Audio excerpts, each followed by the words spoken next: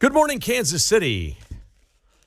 Welcome to Uncanceled on KCMO Talk Radio. It's cold in this cow town, but we're glad to have you with us on this cloudy Friday morning where the worst is yet to come.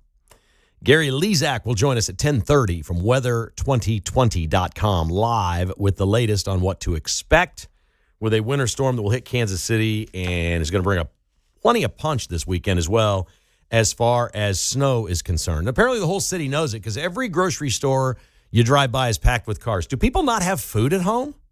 What's this about? I mean, by Sunday it's over. How many Kansas Cityans don't have 36 hours worth of food in their house? I've yet to figure this out. But the grocery stores are packed, and the only thing I would recommend is make sure you have something warm in your car and a full tank of gas. In case you got to go somewhere and you get stuck, be ready for that.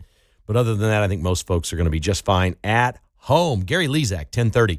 Coming up in just a few minutes, Mark Alford will join us at 10:20. Great congressman from the state of Missouri. We had some really interesting stuff passed yesterday that didn't really come off as news. Nobody's talking about it. The House passed a standalone funding bill for the rest of the fiscal year for the Department of Homeland Security and ICE. In the midst of all this, in the midst of everything going on with ICE, the House passed a bill for the DHS and ICE to fund them the rest of the year, and 7 Democrats voted yes. It passed by today's standards relatively easily, 220 to 207, with no controversy. They also passed a $1.2 trillion Department of War, HHS, and Education bill. 341 to 88. So there's lots of Democrat goodies in that thing, too, because they were all in on it. Mark Alford would explain that, what it means. He texted me earlier today, said, this is a really big deal. Well, I thought so, too, when I saw it. We all sit here and say they never do anything. Nothing ever gets done. I'm like, wait, what? They just funded ICE for the rest of the fiscal year as a standalone bill? Seems like this is relevant to the conversation in Minneapolis. And with Don Lemon and the things going on there, we were first to tell you yesterday we think the goal is to get Don Lemon on that church deal, and a magistrate in Minneapolis has said, not so fast. Apparently a whole bunch of people in that church, the magistrate said, you cannot arrest. They arrested 3, and clearly the DOJ is looking for a different judge in a different court and a different tact. So we'll get into all that with Mark Alford coming up in a little bit. We start today with, and I want to be a cheerleader on this. But in a way, I also want to be a media critic, because what I've watched over the last month or so as the Chiefs have decided they're moving to Kansas is all of the media in Kansas City has aimed the barrels of every gun that they have at the state of Kansas for the fools that they are, the idiots that they are for doing this. That's been the tone of everything from everyone. Oh, my God, what a bunch of idiots in Kansas. Even though you've known for 2 years that this offer was on the table, there's nothing surprising in the offer, right, and what the Chiefs are doing. Now, one of the fallout stories was, I think maybe the Star, there was a FOIA request, Freedom of Information Act, to try to find out about the negotiations, what was going on behind the scenes, what were they discussing, how did this all go down, who was involved, and the state of Kansas is not releasing that yet. Nor should they. They should release that when the contract is done, and not until then. It's still maybe only 1%, but a competitive situation.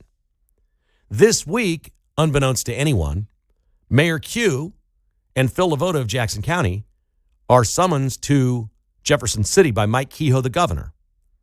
And they go there for a private, secretive meeting that was not announced. It's been found out that it occurred, where they have not divulged anything they discussed, any plans, anything, nothing.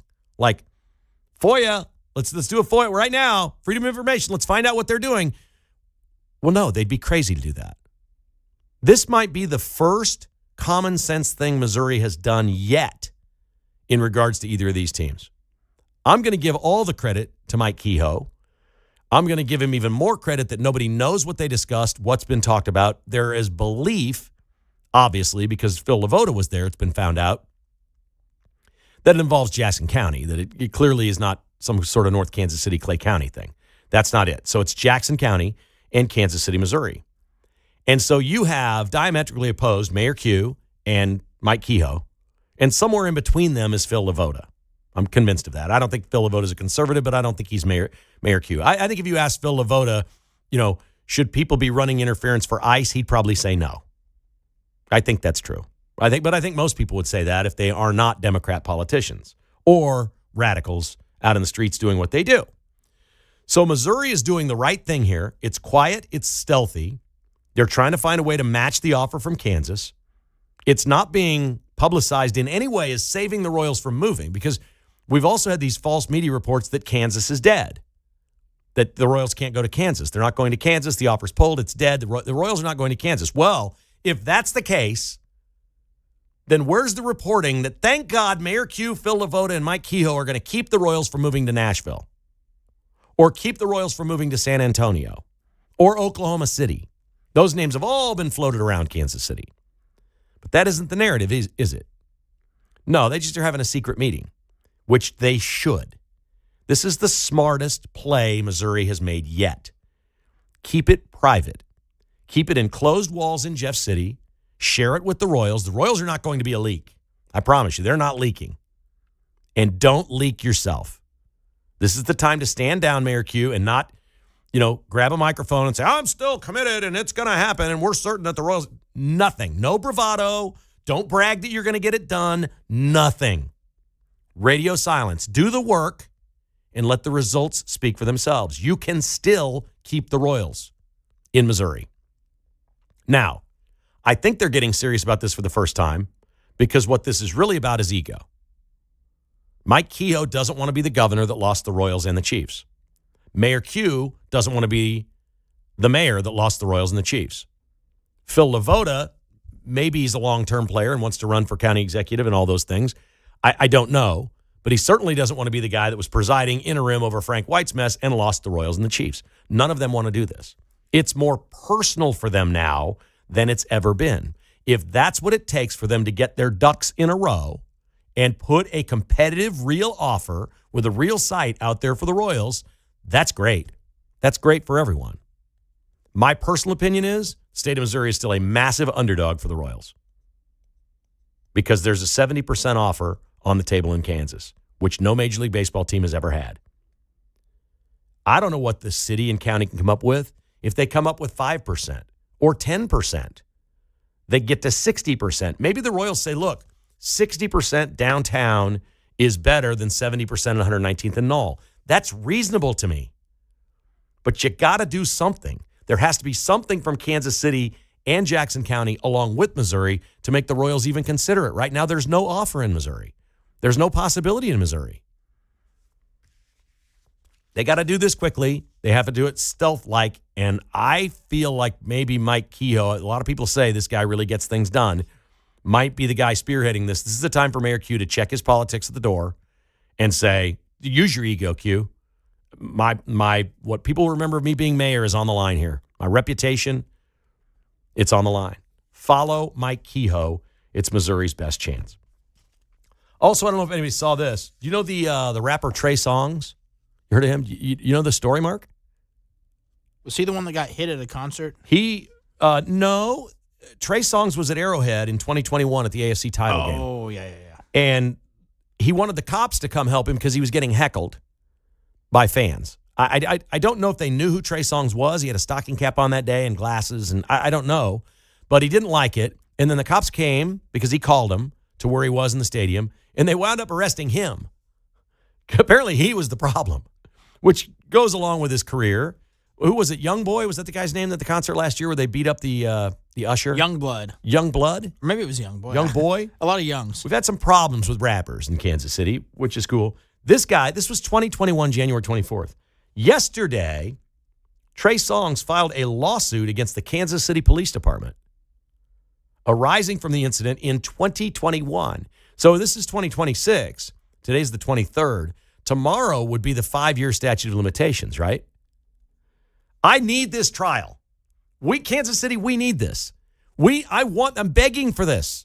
I want Trey Songz in Kansas City with a lawsuit against the Kansas City, Missouri police, and I want on the record which politicians are on the side of Trey Songz and which politicians are on the side of the police department. That's all I want. I want a show trial. I want a rapper here. I want all of this. I want TMZ. I want People Magazine. I want it all in my city. Please bring this lawsuit to trial. That's all Trey Songz wants is his day in court. He wants a jury. and he's suing for an unspecified amount. He wants to make the Kansas City, Missouri Police Department look bad. I need this trial. We're due for a break here. Mark Alford's about to join us. We're going to learn about what they passed yesterday in the House. This is significant for ICE and Homeland Security and a whole bunch of other things. That's next on Uncanceled.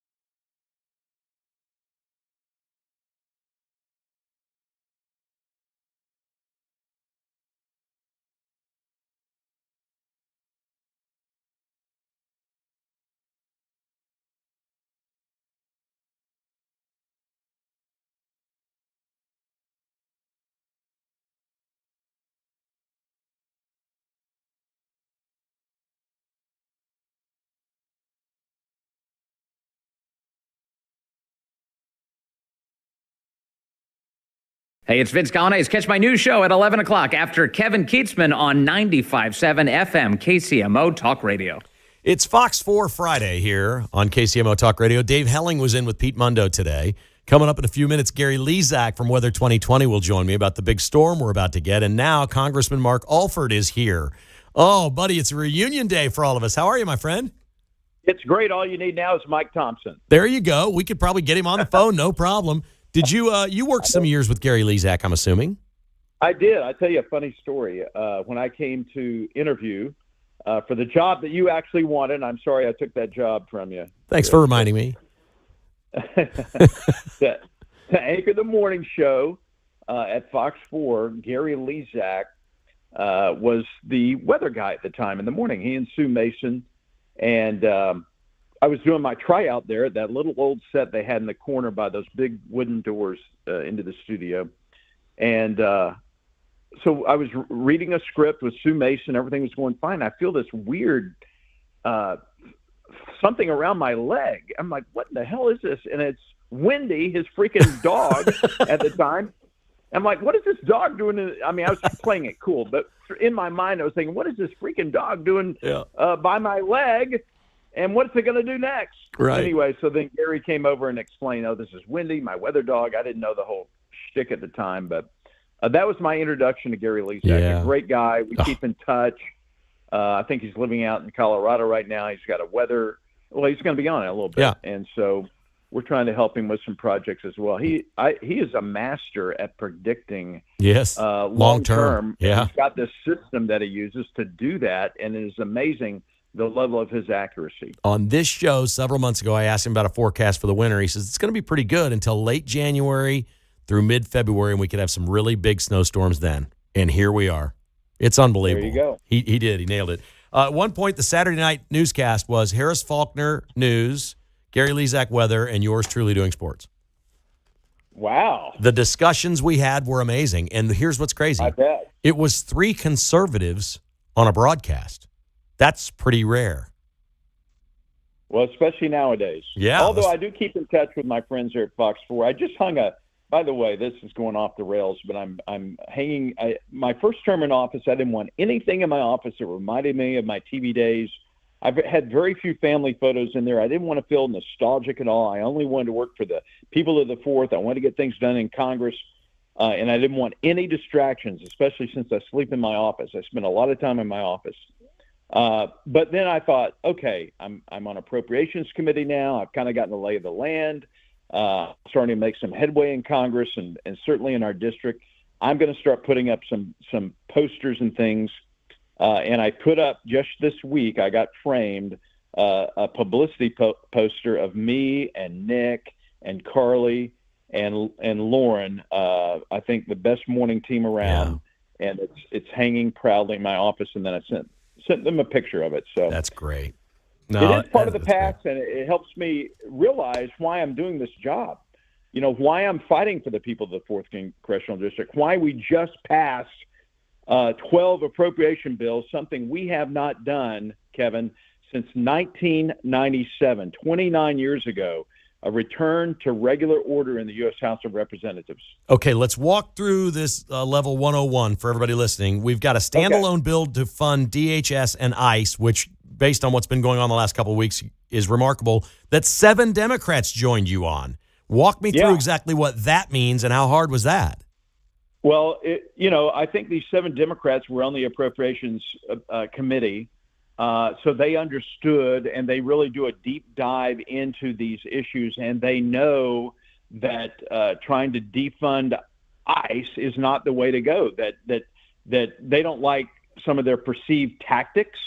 And when I say perceived tactics, what the Democrats perceive and misconceive about what is actually going on. You know, no one admits that local law enforcement should be aiding in the protection of these federal officers who are only trying to arrest criminal illegal aliens. No one wants to admit that. They just get the worst video on there and make it look bad. But anyway, so Democrats, those 7 Democrats really knew the score and the reality that we cannot. And I think they got a reality check a couple of years ago after the Black Lives Matter movement of defund the police, that whole defund the police, which now they're backing off on.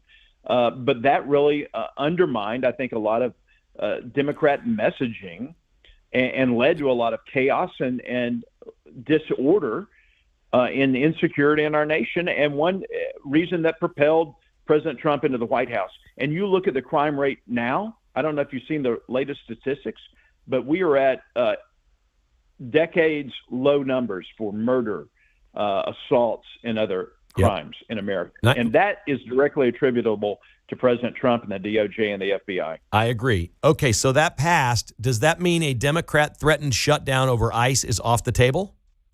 Yes. Okay. Yes. Also, go ahead. This is the historic thing, and I'm so excited about this. And I know it's kind of wonky and geeky.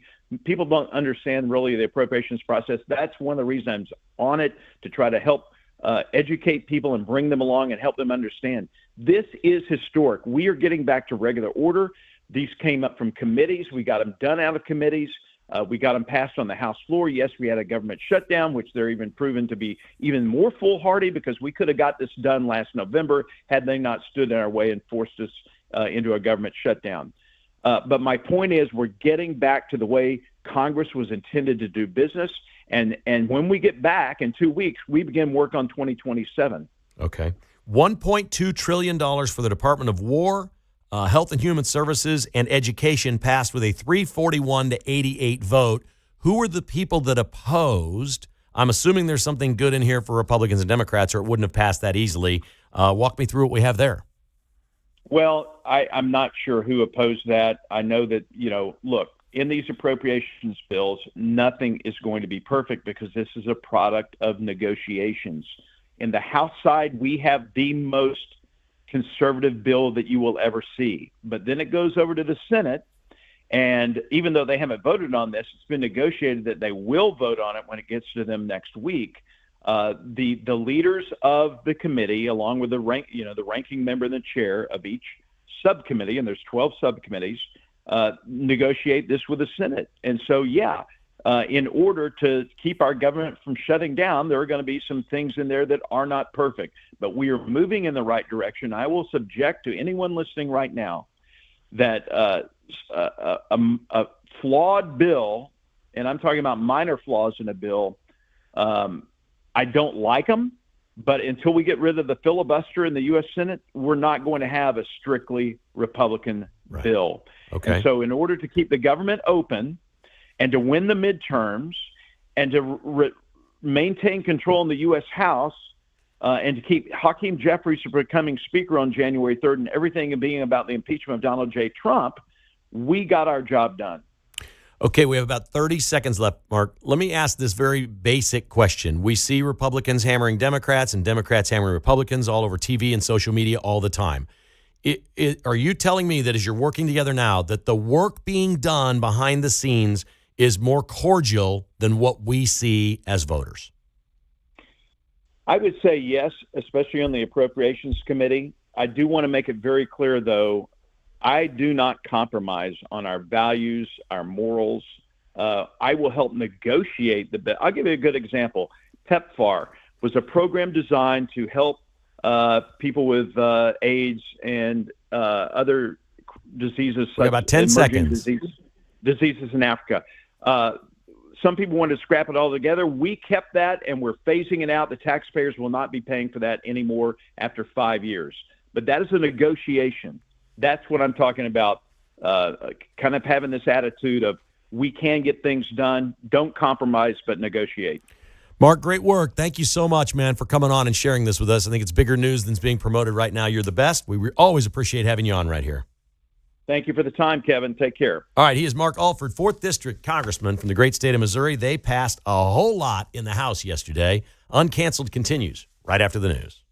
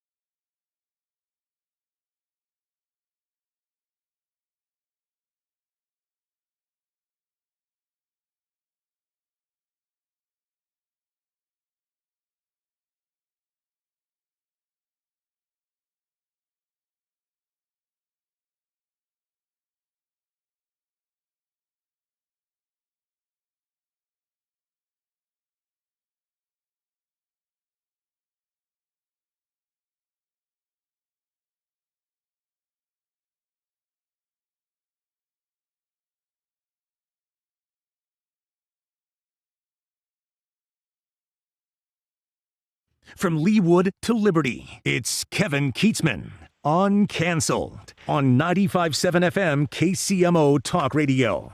It is always an honor to have my good friend Gary Lezak on Uncanceled here on KCMO Talk Radio. His site is weather2020.com. He is, well, it's becoming ridiculous how good he is at long-term forecasts. The last time we had Gary on was maybe November-ish, October, and I asked about how this winter was going to go. And he said, I think it's going to be pretty mild until late January or February, and that's when the big storms could start hitting.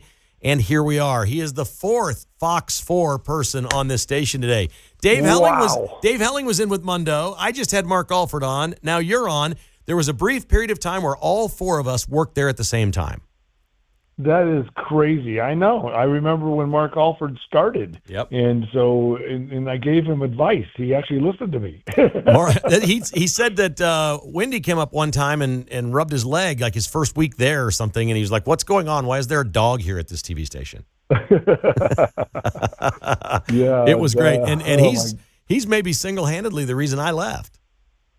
Wow. I tried to get that morning show gig, and they wanted to keep me in sports, and they hired him, and so I went to radio. There you go. Yeah. And the rest is history. There you and go. You're talking to me today, and it's great. And we're going to have a really good discussion on weather because I'm just going to let loose. You know, Of course. You've seen some forecasts that came out yesterday for, I don't know if you saw some that showed 8 to 12 inches of snow in our area. Mm-hmm.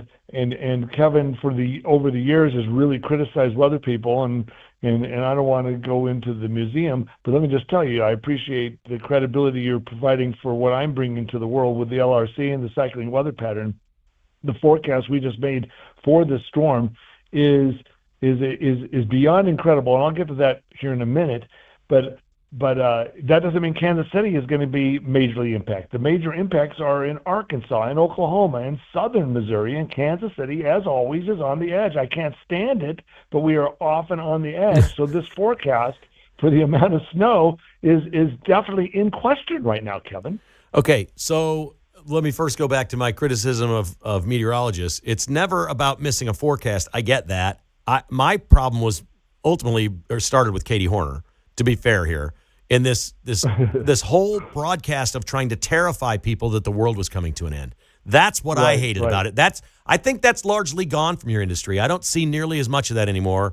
I think that's corrected. You were never like that, and everybody's been wrong. We get that. It's sort of a science, but it's not a perfect exact science. So here we go. This is going to be a 2-wave snowstorm. Is that what we're looking at? And wave number 2 is fading away. So now it's down to a 1 wave and maybe just a little blip of the second wave that's going to go farther down to the south. The first wave of snow is going to come in later this evening, tonight, maybe as early as 9 or 10 o'clock. It might start snowing lightly.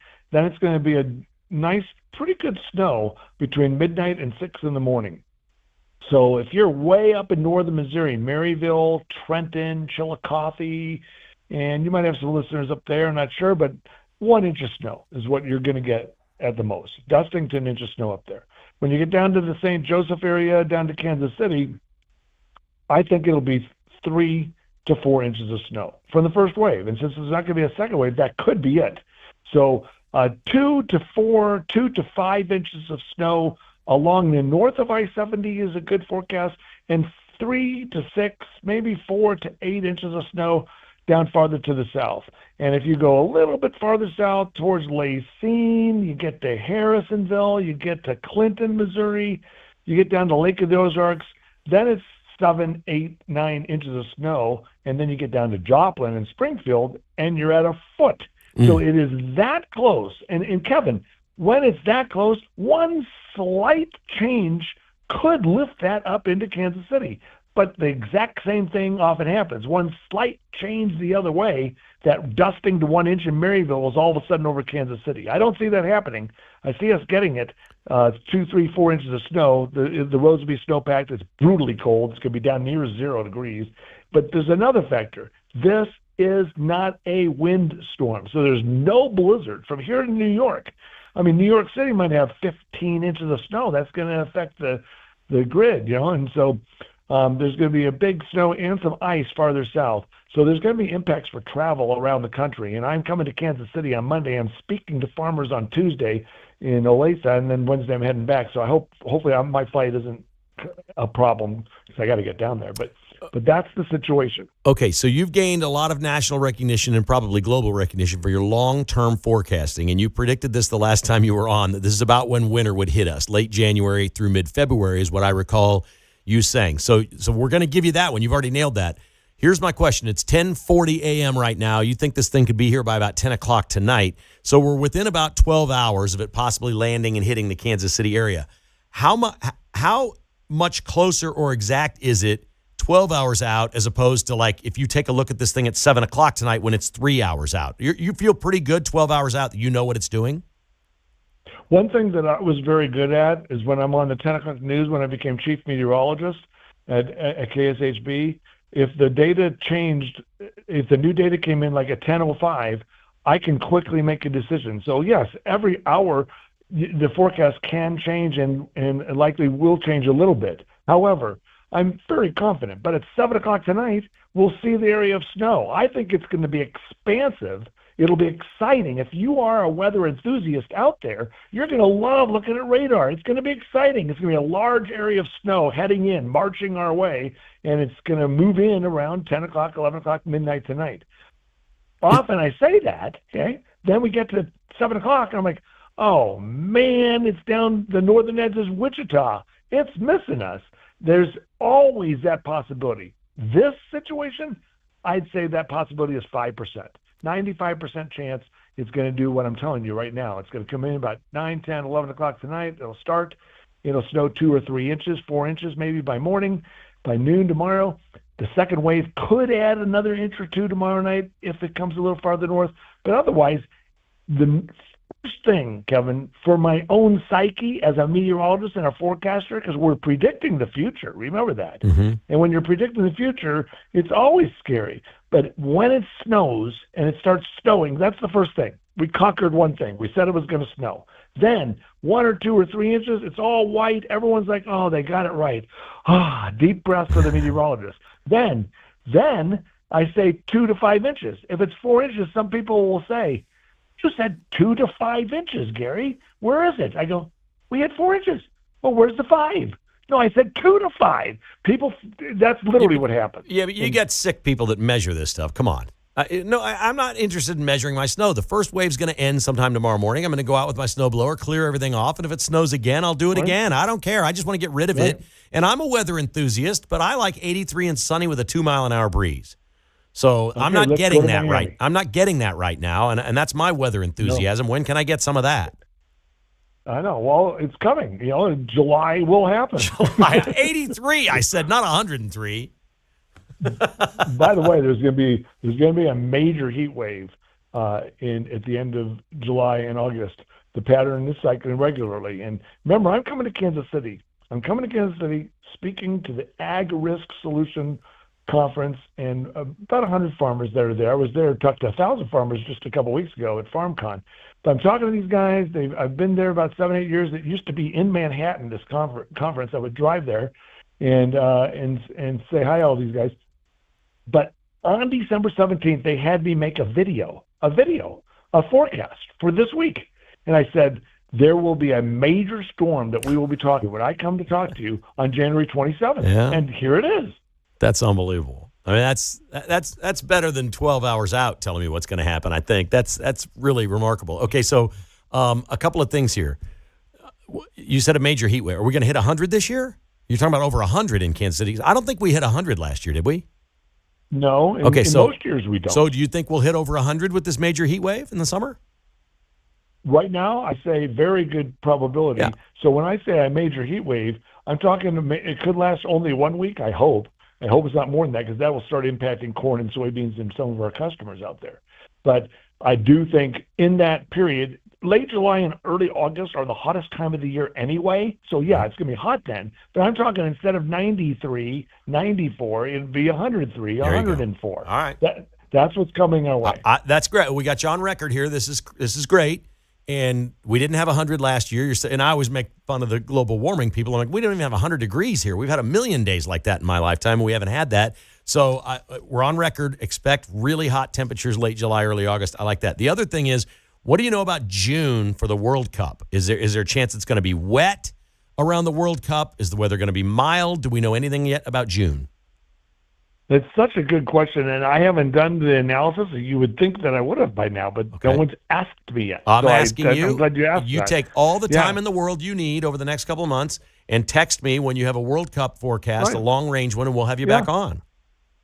Let me come on here and on your podcast because let's talk about that. The World Cup should hire you to do every city. Exactly. Okay, if you wonder, is Weather 2020 going to blast off? You gave me this whole spiel about how we're being accepted around the world. We are not. This is a discovery in science, and we are not accepted. The scientists and the meteorologists push back. They do not believe I can do what we are doing and what I discovered 40 years ago, and it really traces 80 years ago. So it exists. We made this prediction for this storm. I predicted a major ice and snowstorm, which is what it is. And it isn't just me arbitrarily saying at the end of January it's going to be a winter storm. But aren't you breaking down a lot of the things that all the climate alarmists have been pushing on us for decades? Yes, like this storm's going to be talked about. There's even right now people are saying exploding trees. There's no such thing. If you hear this on the internet today, and you'll see AI versions of trees exploding, okay, with someone standing right next to one. It's fake. It is not real. It can't be done. You've never heard of exploding trees in your life, Kevin, which it's made up. Right. Well, we need we got all these Fox 4 people on. We need to get Kathy Nelson at the Sports Commission on, and that would be 5. And then we can talk to her about hiring Weather 2020. There's a huge World Cup slush fund flying around Kansas City. There's millions of dollars everywhere. You should get in on that, man. We got to get Kathy Nelson to get you in the slush fund. Yes, absolutely. They're never going to have me in their I'm never getting in their slush fund, but I think you got a chance, man. Talk to Kathy about it. Sporting KC, the Royals, Chiefs, all customers of Weather 2020. These teams that are coming here should be getting the long-term forecast right now. Right. And I think the Chiefs should hire me as the meteorologist on the sideline. Just a couple $100,000 a year. I'll stand on the sideline and give them the forecast. It'd be better than those referees. Well, they're all-star crews this weekend, so we got that. Real quick, we got to run here, Gary. Who you have winning the Super Bowl? I grew up in Los Angeles. I was a Rams fan. I transitioned from a Rams fan to a huge Chiefs fan because they moved to St. Louis. I couldn't stand St. Louis. I'm in Kansas City in 1992. Joe Montana came, and I became a Chiefs fan. I divorced myself from the Rams. However, it is my childhood team, so go Rams. But I do think it's going to be the Seattle Seahawks that stand there and win at the end. There you go. Weather2020.com is the website. You can follow Gary on all social media platforms the same way. He specializes and is outstanding at really long-term forecasting, but he does all kinds of great forecasts every day for Kansas City. Your name was the first name mentioned in the Cumulus Media annual meeting 2 days ago in this building because we were all talking about the snowstorm, and somebody said, "What's Gary Lezak saying?" And one of the sales reps said, "That's funny. I was on his site earlier today, and here's what he thinks." That's how the meeting started with the entire staff, talking about you. Incredible. Hey, thank you so much. And I'll be updating Facebook and Twitter and X, whatever it is, and keep you updated. Thank you, Gary. You're the best, man. Take care. All right, Kevin. He's Gary Lezak, weather2020.com, and I'm going to book him to FaceTime our next Cumulus Media staff meeting. We can just open the meeting with what Gary thinks and says. It was awesome stuff. Uncanceled continues. We got a lot to talk about with Mark next on KCMO.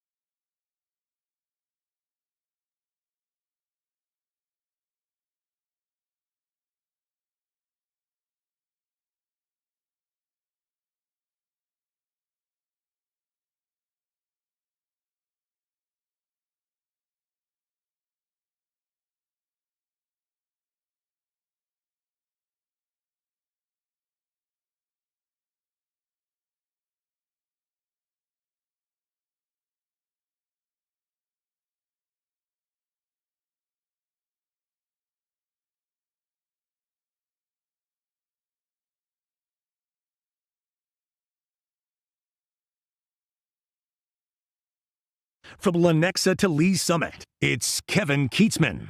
Uncanceled on 95.7 FM KCMO Talk Radio. Mark, I know we've talked about coyotes the last few weeks. They're everywhere. Yeah. How many you seen? I have not seen any in person yet. Okay. I've heard them around my house. Man, they're everywhere. It's mating season. They're going crazy. Okay.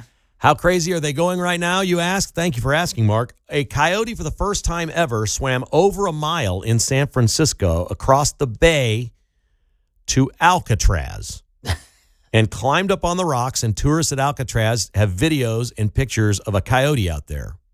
That's not where you want to be, coyote. Dude, he's shark food making that swim. He doesn't know How it. did he survive that? Oh, it's unbelievable. I mean, those waters are filled. Like, that's a lucky coyote to make it there. No word on whether he made it back, because there's a limited supply of food on Alcatraz and fresh water. So at some point, he was going to have to swim the mile back. I don't like his future. Yeah. But they act wild, be crazy. Now, the next 6 weeks, the coyotes are different. They'll take things on that they might not take on. The neighborhood app that I check occasionally, all the people are always talking about, keep your pets inside. Absolutely. Don't let them get eaten. Absolutely. No, stay away from the coyotes right now. The AFC and NFC championship games have all-star referee crews. This is the week that it starts. They're not crews from the regular season. Do you like that idea? I do. I like the best of the best. Hopefully they can all gel and work together, but we'll see. So there's 7 officials. They're all graded out every week all season long, and the highest graded officials work this time of year with people they've never worked with before. That could be tough. I think it's a great idea. I think in theory it's absolutely perfect. 33.2 million people watched the NCAA College Football Playoff Championship game. The biggest number in 11 years, the second highest all time. Apparently we don't need blue bloods. Yeah. A good story is what you need. And a great game. Yeah, that too. Really great game. KU K-State is tomorrow night in Bramlage. Bill Self is coaching. Tell me what's going to happen in that game, Mark. I haven't looked at the spread yet, but I'll say KU goes in there and probably wins by the spread. Forget the spread. What's the game look like? Peterson going to play? Is he going to be big? Is K-State? What do you think the matchup looks like to you? Because Bill Self has not beaten Jerome Tang in that building, which is shocking. Yeah, that's tough. I think they're going to hold Peterson out because of the ankle. Really? I think that they're going to hold him out just to play it safe. But Jock Vaughn will convince him to come in. No. Yeah, right. In the second half. Yeah, second half he's just going to come in. No, I think that they'll probably hold him out for a game, but I do think KU wins it. If he's out, I think K-State would have a chance. Look, I think K-State will probably play one of its best games of the year. They've played a lot of games that look good. Their offense is good. They can score. They can't defend anybody. Yeah. I'm not sure it matters defending KU if Peterson plays or not. Melvin Council will go off, yeah. KU's going to shoot 50%. I mean, that is just, it's going to happen. High-scoring game. Take the over. I think that's right, a high-scoring game. I think that's exactly right. And there was a great discussion earlier today that you guys all had about chili. So I need John's chili recipe for sure at some point, because it sounds like, week. I mean, when I make it, I make a whole pot of chili. So he made his last week. Mm-hmm.